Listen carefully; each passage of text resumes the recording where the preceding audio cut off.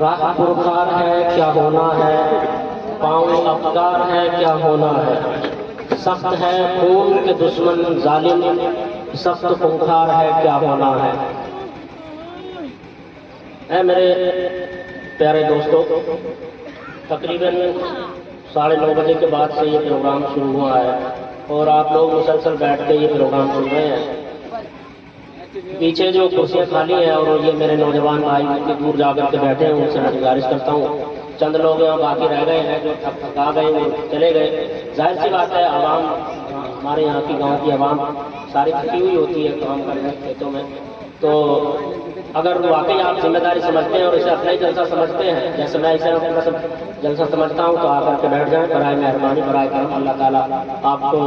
اس کی بہترین جزا عطا فرمائے گا۔ اگر کوئی ایمان کے راستے پر نہیں ہے تو اللہ اسے صراط مستقیم عطا کرے گا۔ آپ حضرات جانتے ہیں کہ ہر سال جناب ہمارے شمیم بھائی یہ پروگرام منعقد کرتے ہیں اور بڑی مشکل ہوتا ہے اپنے جیب کے پیسے کو راہ خدا میں خرچ کرنا۔ کہنا بہت آسان ہوتا ہے لیکن خرچ کرنا بہت مشکل ہوتا ہے۔ میں ہر بار یہ کوشش کرتا ہوں، سارے لوگوں میں تبلیغ کرتا ہوں اور ہر کسی سے تقاضا کرتا ہوں کہ جن لوگوں کو اللہ تعالیٰ نے نوازا ہے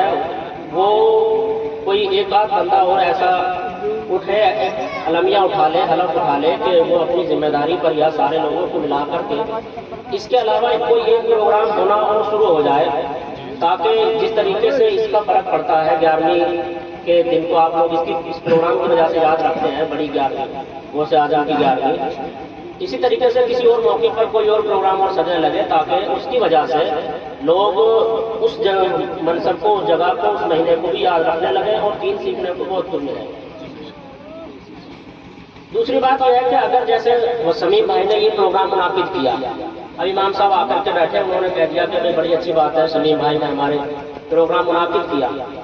تو آپ لوگ جلسے سے نکلنے کے بعد میں کیا کہتے ہو کہ یہ تو چاپلوسی کر رہے ہیں۔ کسی انسان کو نیکی پر ابھارنا یا حوصلہ افزائی کرنا حضرت چاپلوسی نہیں ہوتی، بلکہ اسے حوصلہ افزائی کہتے ہیں، پشت پناہی کہتے ہیں، یہ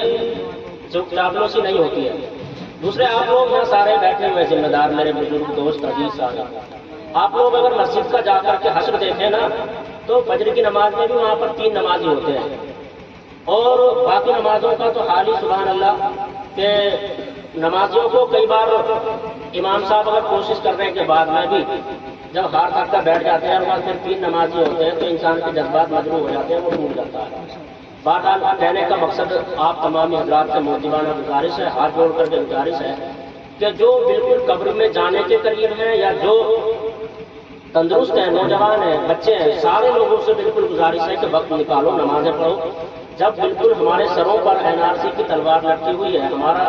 ایسا لگتا ہے پورے ہندوستان کے حالات اس قدر بری طریقے سے خراب ہے کہ مائکوں پر ان چیزوں کا چرچا کرنا، پروگراموں میں ان چیزوں پر بات کرنا دشوار ہو چکا ہے، منہ کھولنا اتنا بھاری ہو گیا ہے۔ ایسے وقت میں بھی اگر مسلمان کو عقل نہ آئے گی تو کب آئے گی؟ ہم لوگوں کو سرکار غوث اعظم کی 11ویں شریف کے موقع پر اس پروگرام کو سجا کر کے بیٹھے ہیں۔ اللہ تعالیٰ کی بارگاہ میں دعا کرتا ہوں کہ اللہ اپنے محبوب کریم صدقے میں اور سرکار غوث اعظم کے وسیلے پاک سے اس پروگرام کو اپنے بارگاہ میں قبول فرما لیں۔ آمین۔ آپ کو یاد ہے کہ میں پچھلے سال آیا تھا، میں نے آپ سب کو ایک سبق یاد کرایا تھا، شاید آپ کو یاد ہو اور یاد نہ ہو تو میں ایک بار اور دوہرا دیتا ہوں۔ ہم لوگ ابھی امام صاحب نے چند منٹ میں بڑی بہترین تقریر کی اور جب سے لے کر کے آپ منقبتیں نہیں سن رہے ہو، منقبتوں میں بھی سرکار غوث اعظم کی کرامات بیان کی جاتی ہیں، شاعری میں بھی سرکار غوث اعظم کی کرامات بیان کی جاتی ہیں، مقرر جو بولتا ہے وہ بھی سرکار غوث اعظم کی کرامات بیان کرتا ہے۔ آپ کی سب سے پہلی کرامت میں نے آپ حضرات کو سمجھائی تھی کہ سرکار غوث اعظم نے 12 سال کی ڈوبی ہوئی کشتی کو باہر نکال دیا تھا۔ سارے لوگوں کو یاد ہے بھائی 12 سال کی ڈوبی ہوئی کشتی سرکار غوث اعظم نے باہر نکالی، مائیں بہنیں بھی جانتی ہیں، نوجوان بھی جانتے ہیں، بوڑھے بھی جانتے ہیں، سارے جانتے ہیں اس کرامت کو۔ تو اب سرکار غوث اعظم نے ڈوبی ہوئی کشتی 12 سال کی باہر نکال دی، اس کرامت سے ہم نے کیا حاصل کیا؟ ہم 12 سال کی ڈوبی ہوئی کشتی سے چھوڑو، 12 دن کی ڈوبی ہوئی کشتی ہلا بھی نہیں سکتے، اور وہ بھی یوں کر کے ہاتھ ڈالنا اور یوں اٹھا دینا۔ اچھا اس میں اگر وہ مرا ہوا انسان ہو، اگر ہم نے بالکل جو رسی سے ڈال کھینچ بھی دی نہیں تو ہماری جان کو بوال پڑ جائے گا ان کا۔ لیکن وہاں سرکار غوث اعظم نے کیا کیا کہ یوں دست مبارک ڈالا، نکال لیا۔ انسان کو اگر مرنے کے بعد میں یا پانی میں ڈوب جائے تو انسان پہلے دن بھول جاتا ہے، دوسرے دن پھٹ جاتا ہے، تیسرے دن بالکل تتر بتر ہو جاتا ہے، یہ کیفیت ہو جاتی ہے پانی میں جانے کے بعد۔ لیکن وہاں ایک دن نہیں، 2 دن نہیں، 12 دن نہیں، 1 مہینہ نہیں، 1 سال نہیں، بلکہ 12 سال انسان وہاں کشتی ٹوٹ کر کے بگڑ کے پتہ نہیں کہاں پہنچ گئی۔ لیکن یہ محی الدین سبحانی سرکار غوث اعظم جن کی ہم لوگ 11ویں منانے بیٹھے ہیں، وہ اپنے دست مبارک کو ڈالتے ہیں اور اس کشتی کو باہر نکال دیتے ہیں۔ ہم لوگ اس کرامت کو یوں سن لیتے ہیں، ہضم کر لیتے ہیں، گھر پہنچ جاتے ہیں، نہ اس میں غور کرتے ہیں کہ بھئی عالم صاحب حضرت آپ یہ کرامت سنا رہے ہو تو ہماری خود کی عقل تو اتنی زیادہ تیز نہیں ہے کہ ہم اس بات کو سمجھ لیں کہ اس سے سبق کیا مل رہا ہے ہمیں بھی تو کچھ سیکھنے کو ملنا چاہیے نا ان لوگوں کی زندگیوں سے، ہم عمل کس چیز پہ کریں؟ تو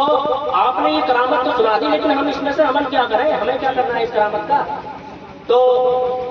سب سے پہلی بات اس کرامت کو سننے کا فائدہ یہ ہوگا کہ آپ کے اوپر سرکار غوث اعظم کا فیضان جھما جھم برسے گا۔